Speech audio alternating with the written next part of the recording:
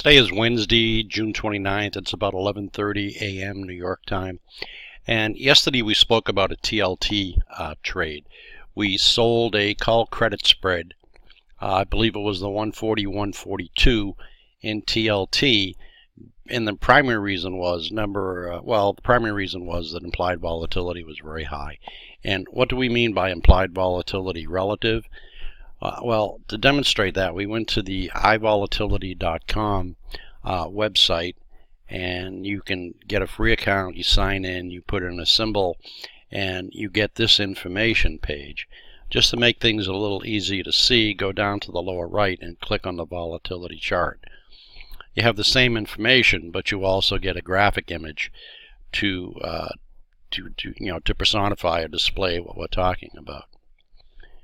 But we use the tool from Options Master Chartist, and you just need three numbers. One is the current IV, and that's this number right here. You need the high, 52-week high, which is over here, and the 52-week low, which is over here. And you just enter these numbers into the volatility percentile rank calculator, press calculate, and it gives you an IB percentile.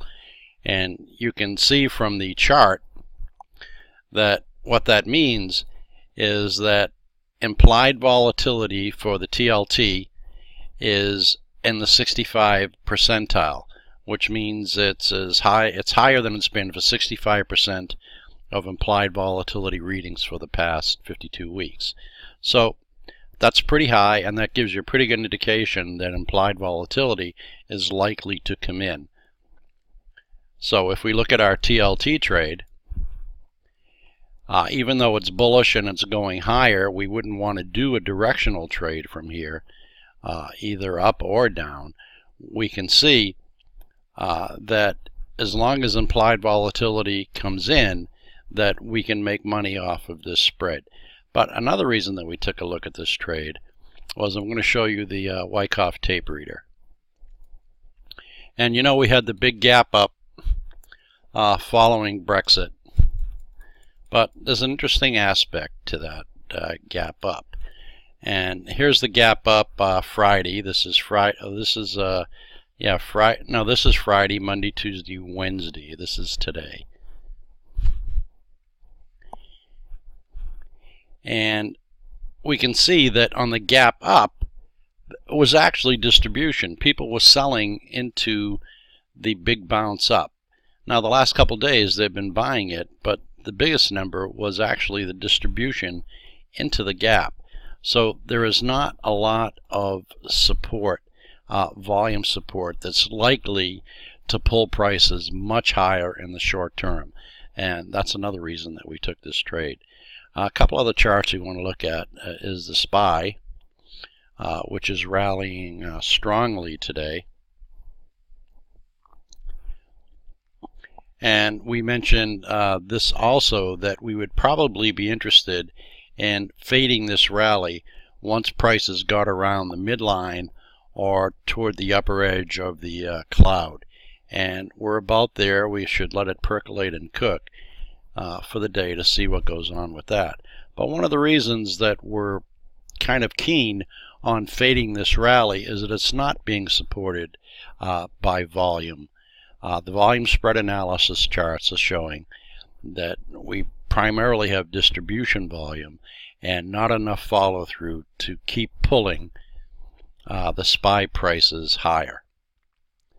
And the other chart we want to look at is the FEZ. And this is a chart of the Eurostoxx 50. It's the equivalent of the Dow Jones average for Europe.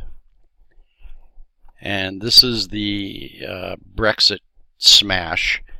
We got a hammer at the bottom, and we've had two gap days up.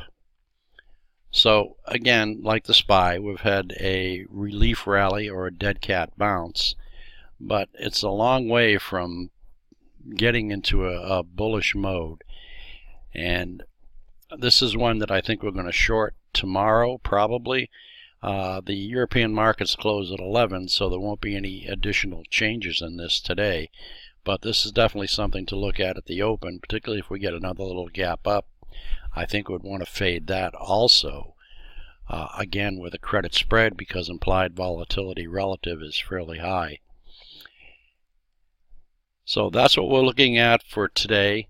I don't think we're going to be doing much today per se, but I think tomorrow could be a more interesting day, because we're going to find out a lot about whether or not the long-term trend in the U.S. markets is really down, if we're at a markdown.